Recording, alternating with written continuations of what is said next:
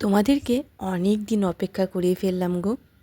তোমরা অনেকেই এই মোরলা মাছের অথবা চুনো মাছের টকের রেসিপিটা দেখতে চেয়েছিলে। আজ তোমাদের সাথে সেটাই শেয়ার করব। তো দেখো, মোরলা মাছটাকে বেশ ভালো করে ধুয়ে পরিষ্কার করে নিয়েছি, সাথে বেশ অনেকটা পরিমাণ তেঁতুল ভিজিয়ে রেখেছি।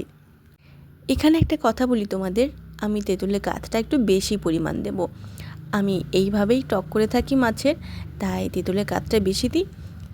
চিনি অথবা গুড়টা একটু বেশি লাগে, খেতে কিন্তু দুর্দান্ত লাগে।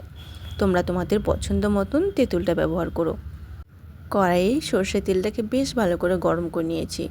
এরপর লবণ আর হলুদ দিয়ে মাছটা ছেড়ে দিয়েছি।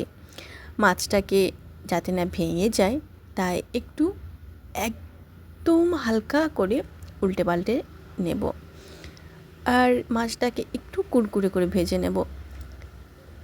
ভেজে উঠিয়ে রাখার পর কড়াইয়ে আবারও সর্ষের তেল দিয়ে দিলাম। এবার তেলের মধ্যে 5 ফোড়ন আর একটা শুকনো লঙ্কা ছেড়ে দিয়েছি। ফোড়ন থেকে একটা মিষ্টি গন্ধ আসার পর যে একটু বড় বড় করে কেটে রাখা পেঁয়াজটা সেটা ছেড়ে দিলাম। পেঁয়াজটাকে হালকা একটু ভেজে নেব, একদম পুরোপুরি গলিয়ে ফেলবো না। এইরকম খুন্তির সাহায্যে পেঁয়াজটাকে একটু ভেঙে নেব যাতে পাপড়িগুলো খুলে যায়। তারপর আর কি দিয়ে দিচ্ছি হলুদের গুঁড়ো আর কালারের জন্য কাশ্মীর লঙ্কার গুঁড়ো। এদিকে তেঁতুলটাকে বেশ ভালো করে চটকে তার কাঁধটা এইভাবে ছাঁকনির সাহায্যে বের করে নিচ্ছি, যাতে কোনো দানা এই টকের মধ্যে না পড়ে। এইভাবে কখনো একবার টকটা বানিয়ে দেখো, আঙুল চাটতে থাকবে। চুনো মাছ হোক অথবা বড় মাছ, এইভাবে টক বানালে খেতে কিন্তু দুর্দান্ত লাগে। আবারও একবার তেঁতুলটাকে বেশ ভালো করে ধুয়ে সব জলটাকে বেশ ভালো করে নিংড়ে দিয়ে দিয়েছি।